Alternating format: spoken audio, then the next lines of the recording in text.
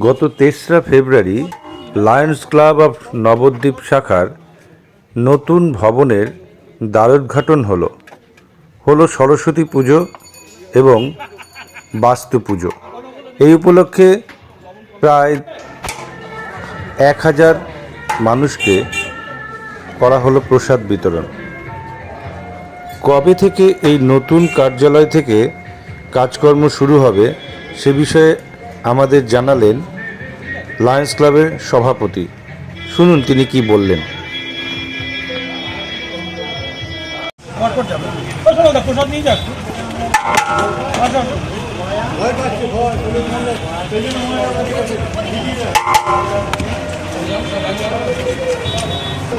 দ্বারোদ্ঘাটন হলো নতুন বিল্ডিং এর। কিছু আমরা মানুষের হাতে কিছুটা প্রসাদ তুলে দিতে চাইছি। যারা যারা আপনারা জানেন যে লায়ন্স ক্লাব দীর্ঘ 25 বছর ধরে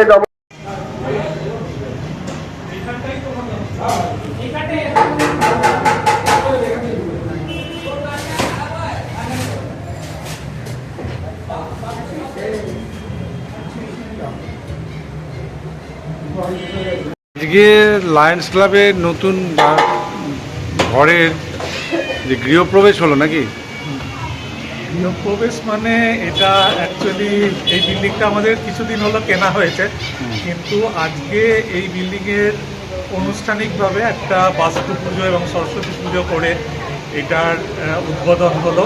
এবং যেহেতু লায়ন্স ক্লাব মানে আমরা সেবা ব্রতে লিপ্ত, সেই জন্যে এই পুজোর শ্রীপঞ্চমীর দিন আমরা কিছু লোকের মধ্যে এই প্রসাদ বিতরণ করে এই দিনটা উদ্বোধন করতে চাই। সেই হিসেবেই আমরা আজকে এখানে সব সদস্যরা সমবেত হয়েছি। হ্যাঁ, আজকে কত লোকের মধ্যে এই ডিস্ট্রিবিউশন হবে? আমাদের এটা প্রায় ১,০০০-১,২০০ লোকের আয়োজন করা হয়েছে। হ্যাঁ, সেই হিসেবেই সকাল 11:30 থেকে এই প্রোগ্রাম শুরু হয়েছে, এখন তো চলছে রানিং। মোটামুটি কী কী আপনারা দিচ্ছেন প্রসাদ? আমরা পোলাও, আলুর দম, ছানার পনির আর বোঁদে এই আইটেম দেওয়া হচ্ছে। এই নতুন বিল্ডিংয়ের কার্যক্রম কবে থেকে শুরু হবে? এটা তো আমাদের এর মধ্যে কথা হয়েছে,